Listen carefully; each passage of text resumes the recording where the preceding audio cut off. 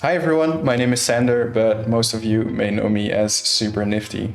In this presentation, I'm going to talk a little bit about surviving and thriving in the NFT space as a solo artist. First, I'm going to talk about what that actually means to me. Then I'm going to talk a bit about myself and why I'm in any position to give you guys advice. And lastly, I'm going to list 5 things that I learned over the past 2 years. I wear many hats, but I see myself mostly as a 3D collectible artist who finds inspiration from street art, anime, and designer toys. I create these satisfying loops of matte plastic floating characters, and I create them in VR, as you saw on the first slide. By surviving and thriving, I mean being able to do what you love consistently through NFTs. These are my 6 collections. See if I can fit them. There we go.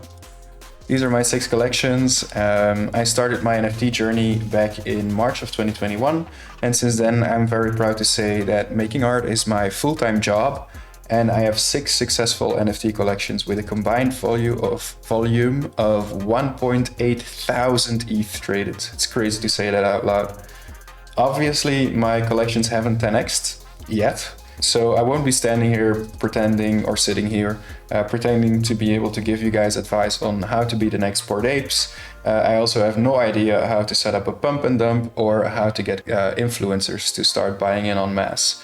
But I am an independent solo NFT artist that has been able to consistently and successfully sell his art through NFTs. Also, never once have I been accused of rugging, which, as you know, is pretty impressive at this point.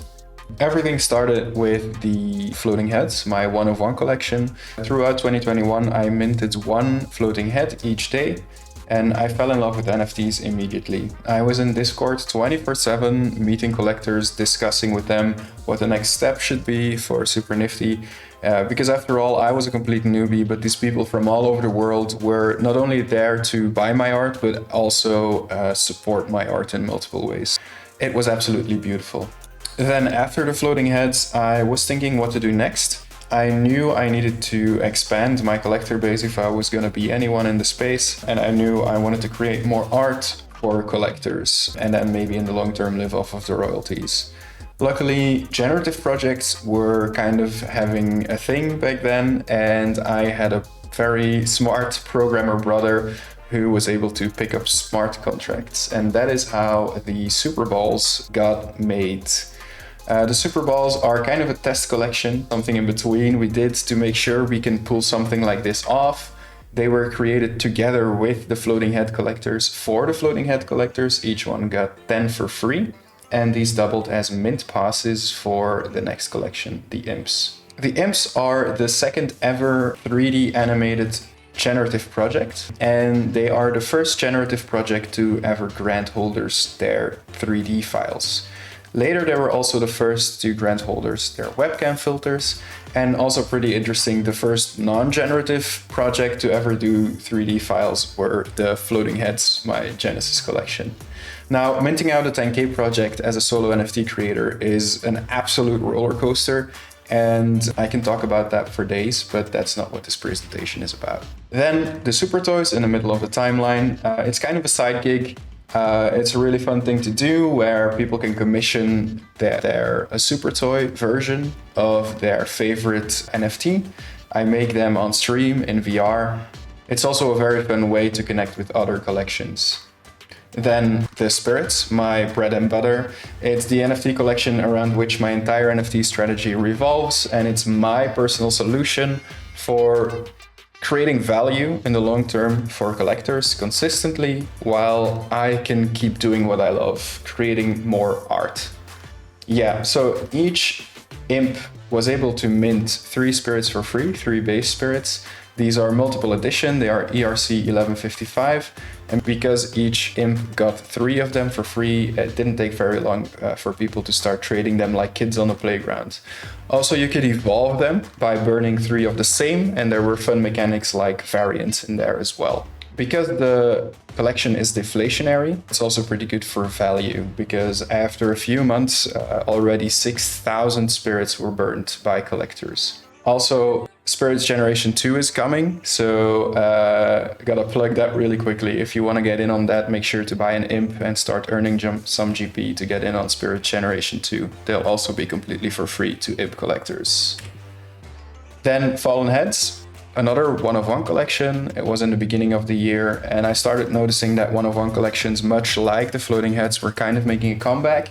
And I was feeling very nostalgic about that, so I discussed with my collectors, like I always do, if they thought it was a good idea to make some more one-of-ones, and also I kind of wanted to, and they totally had my back. It also plays very well into the other collections because it's basically floating heads disguised as spirits. So basically, I know my way around creating some NFTs. Now, 5 tips on how to survive and thrive in the NFT space as a solo artist. Number 1, NFTs can be whatever the hell you want them to be.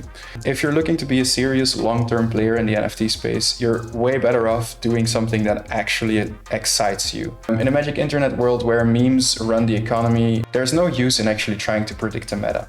You're way better off figuring out something you actually want to do, something that you would like to receive yourself, something of value, and then finding a way to somehow make it possible with NFTs.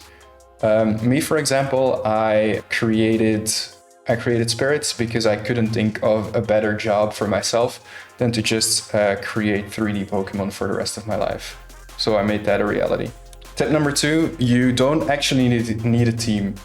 This is probably pretty controversial, but even though the NFT space is on the forefront of innovation, I think a lot of people in the space are very, very narrow-minded. Everyone will tell you you need a huge team, you need to do like all the other big collections, you need a huge roadmap, you need a game probably, you need marketing managers and Discord engagers, which is a thing apparently, according to my DMs. But this is a trap to me. A lot of NFT founders get all of their money in the beginning of their project, and it's very easy to get seduced into spending a lot of it very early on. But this is money you could use instead to give yourself more time to create more art, for example, which is a valid option, you know? And maybe you do actually want a more event management kind of project, so you might need to hire a bunch of people if you want to be the next Bored Apes. But then again, I would suggest to be smart about that because you probably won't be as successful as Bored Apes, even if you mint out. Just like you don't need to be the biggest YouTuber on the internet to make some money, you don't have to be the next big project. You can just be successful enough, at least for now. Tip number 3, slow growth is best growth. It's very fun to have a pump and dump early on in your collection, but it can actually be detrimental for your growth in the long term. A bunch of flippers joining your project just to dump at higher prices is not fun for the OGs, it's not fun for the diamond hands, and it can take a while to recover. We had this with the imps, and so many people bought it at higher prices just to be disappointed that we didn't actually become the next Bored Apes or something. So yeah, that wasn't good. Tip number 4, tend to your core collectors. I think this is the single most important thing to do when you're trying to make it in the NFT space. It is absolutely crucial. The longer people hold on to your projects, the longer people stick around, the longer people support you, the more you want to reward them. Unless you're like literally the next people, you probably want to provide some utility to your collections. It's Web3, the rules are a bit different. Just look at the NFT space as like a Patreon 2.0 kind of thing, where people who believe in you are not just giving you money, but they actually are invested in your long-term success. So if you treat your collectors like partners instead of customers, they'll have your back for the rest of your career. And last but not least, be honest and talk to your collectors. You should be present and available in your own Discord. People are sick and tired of fake. They want raw honesty and transparency. You yourself as a founder don't know everything, so why not ask your collectors for advice? They can be pretty smart actually. My early success, for example, definitely came from being in other people's collections and actively trying to befriend big collectors in there. To this day, I still make time every single day to talk with collectors in the Discord, and I actually have a lot of fun doing it. I'm kind of addicted to it as well. Because as a founder, you set the tone for your entire community. If you're calm, honest, and good-humored and around, your community will be too. This is actually one thing that I've gotten a lot of praise for consistently, and it kind of baffles me that other founders apparently fail to do this because it's so easy. Collectors really like to be involved, so let them. That's about it. Thank you for listening. SuperNfty out.